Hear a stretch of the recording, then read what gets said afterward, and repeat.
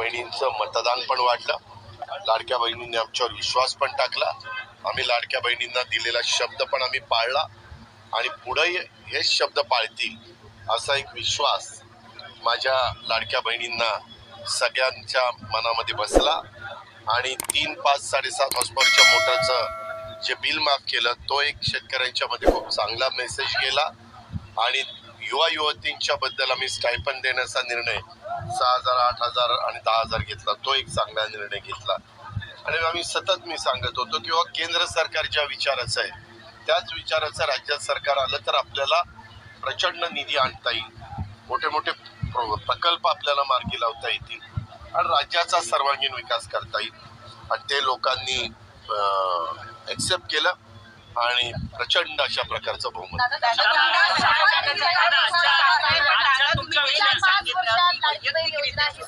ही निवडणूक तुम्हाला अतिशय महत्वाची होती. ऐका, त्यामध्ये ऐका ना, अजित पवार, राष्ट्रवादी काँग्रेस पार्टी आणि माझी सगळी असणारी टीम, म्हणजे सगळे आमचे मान्यवर आणि एकनाथराव शिंदे आणि त्यांची टीम, आमच्या दोघांच्या दृष्टीने ही निवडणूक फार महत्वाची होती. आमच्या पुढच्या भवितव्याचा प्रश्न होता.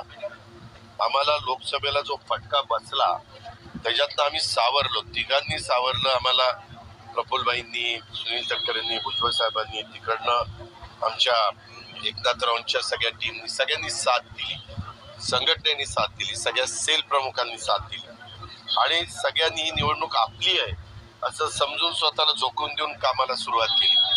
आम्हाला इतकं मीडियावाले एक्झिट पोलमध्ये 6 नंबरला अजित पवार जाणार, काहीच त्यांचं राहणार नाही. आम्ही संख्या 55 लढवल्या जागा, तुम्हालाही माहिती आहे. 55 जागेत आमचे 41 उमेदवार निवडून आले. 4, 5, 6 उमेदवार माझ्या अतिशय कमी मताने गेले आणि त्या मानाने आम्हाला पर्सेंटेज चांगलं मिळालं. तीच गोष्ट देवेंद्रजींच्या बाबतीत आणि एकनाथरावजींच्या बाबतीमध्ये घडली.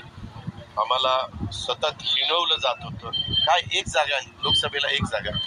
आम्ही आमच्या मनाला सांगायचो, माझ्या आमदारांना सांगायचो, बाबा 5 वर्षापूर्वी काँग्रेसची पण एक जागा आली, आज सगळ्यात जास्त जागा काँग्रेसच्या लोकसभेत आल्या. चालतं असं. एकेकाळी भाजपच्या 2च जागा आलेल्या होत्या देशात, परंतु भाजप 2दा पूर्ण बहुमतात आली. आता 3ऱ्यांदा सरकार स्थापन केलं. असं चालतं. खचून जायचं नसतं. आपण जाऊ, आपण हिमतीनं लोकांच्या समोर जाऊ, लोकांचा विश्वास संपादन करू. लोक निश्चितपणे आपल्याला कौल देतील. माझी तर बारामतीमध्ये अशी पंचायत गेली होती, सगळे माझ्या विरोधात, सगळे म्हणजे काही माझ्या बहिणी माझ्या बरोबर होत्या, माझा आई, माझा परिवार माझ्या बरोबर होता. मूळ म्हणजे बारामतीकर होते. तुम्हाला आश्चर्य वाटेल, मी गेल्या वेळेस तिथं 48,000 लोकसभेला मायनस होतो. मायनस असताना मी ते मायनस भरून काढून माझ्या बारामतीच्या मतदारांच्यामुळं, कार्यकर्त्यांच्यामुळं, सहकाऱ्यांच्यामुळं सगळ्यांनी आपण उमेदवार समजून झोकून दिलं. 1,16,000 मी लीडवर आहे. म्हणजे 48,000 भरून काढून 1,16,000 कुठं माझं लीड गेलं. म्हणजे मला तर पुन्हा त्या बारामतीकरांना सॅल्यूटच ठोकायचं आहे. मी जाईल तेव्हा त्यांचे आभार मानेनच, परंतु आता त्यांना सॅल्यूट ठोकतो. खूप जबाबदारी त्यांनी वाढवली. अतिशय हुशार लोक. कुठं कसं मतदान करायचं, काय करायचं, भावनिक मुद्दा घेतला नाही, काही नाही. मी कामाचा माणूस होतो. विकास मी त्या ठिकाणी केलेला होता आणि त्या विकासाला त्यांनी मत दिलं. राज्यामध्ये देखील आम्ही महायुतीच्या सरकारमध्ये काम करताना विकास हाच मुद्दा मांडून लोकांच्या समोर गेलो. काही बाबतीमध्ये एक वेगळा प्रचार करायचा, हम एक है तो सेफ है. मी लोकांना म्हणायचो, हम एक है म्हणजे इथं असणारे सगळे आपण एक आहोत तर आपण सेफ आहोत. त्याच्यात काही चुकीचं होतं, परंतु जसं सबका साथ सबका विकास तशा पद्धतीनं पण काही डोक्यातनं कल्पना काढायचे आणि काहीतरी तिसराच प्रचार करायचे. पण यावेळेस आम्हाला आमच्या मागासवर्गीय समाजाने पण साथ दिली, आमच्या अल्पसंख्याकांनी पण बऱ्यापैकी साथ दिली. त्याच्यातून आम्हाला काही ठिकाणी थोडंसं गडबड झाली, परंतु त्याचे एकंदरीत बूथ वाईज आकडे आल्यावर मी त्याच्याबद्दल त्याचं विश्लेषण करू शकेन, कारण आता एकदम बोलणं उचित ठरणार नाही. पण जे पर्सेंटेज वाढलं आणि लाडक्या बहिणीचं जे पर्सेंटेज वाढलं तिथंच मनात एक आशेचा किरण जागा झाला. नाही, आपण उद्याच्याला निकाल आपल्याला चांगला मिळेल. आपल्या लाडक्या बहिणी आपल्याला म्हणजे साथ दिल्या वाचून थांबणार नाही आणि तसंच घडलं.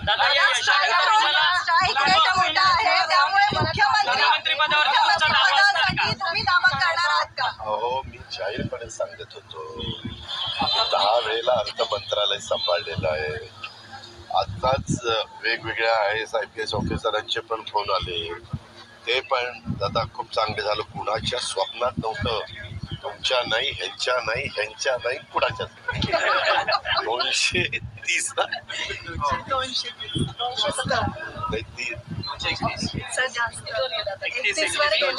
230 म्हणताय लाडक्या बहिणीला भरभरून दिलेला आहे, तर तुलना चालू राहणार.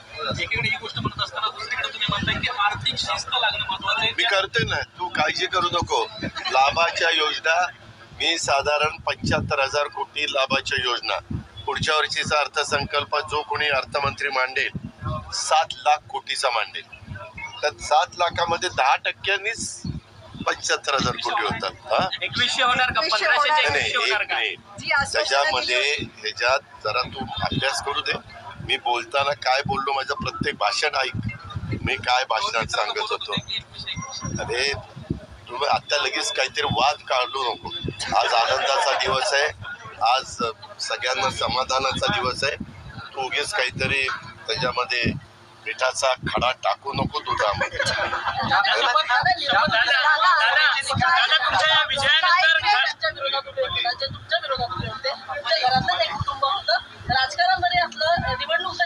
मी तुम्हाला स्पष्ट सांगतो, मी लोकसभेला चूक केली.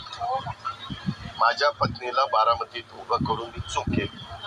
त्यावेळेस मी चुकलो होतो. ह्यावेळेस मी चुकलो नाही. माझी उमेदवारी पार्लमेंटरी बोर्डाने पहिली जाहीर केली. मी नको म्हणत होतो. मी शिरूरमध्ये किंवा पुरंदरमध्ये किंवा सिन्नरमध्ये आणि 3 जागा माझ्या आल्या. शपथविधी, देशाची आर्थिक राजधानी मुंबई आहे आणि महाराष्ट्राची राजधानी मुंबई आहे, तिथं शपथविधी पार पडला.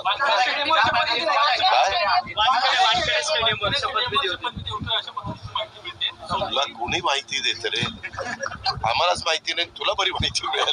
इस्लामपूरवाल्यांनी नीट लक्ष दिलं नाही हो. मी कार्यकर्त्यांशी बोललो, त्यांनी अजून जरा नीट लक्ष दिलं असतं ना, करेक्ट कार्यक्रम झाला.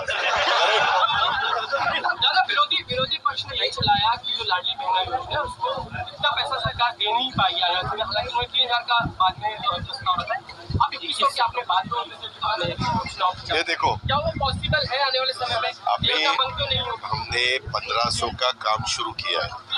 पहले 1500 का तो हमें ठीक ठाक तरह से करने दो, फिर बाद में हमें रिसोर्सेज बढ़ाना पड़ेगा, बाकी इंतजाम करना पड़ेगा. तो आहिस्ता आहिस्ता हम करेंगे एक. ये देखो, मैं हमेशा पॉजिटिव सोचता हूँ, निगेटिव सोचकर कुछ फायदा नहीं होता. लोगों को भी पसंद नहीं है. मैंने जब देखा, मैं एग्रेसिवली, मेरे स्पीच आपने देखे होंगे, मैं एग्रेसिवली मेरी बात लोगों के सामने रखता था और लोगों को जो ठीक लगता है लोगों ने उसके लिए हमें रिस्पॉन्स दिया और हमारी जिम्मेवारी लेकिन बहुत बढ़ाई.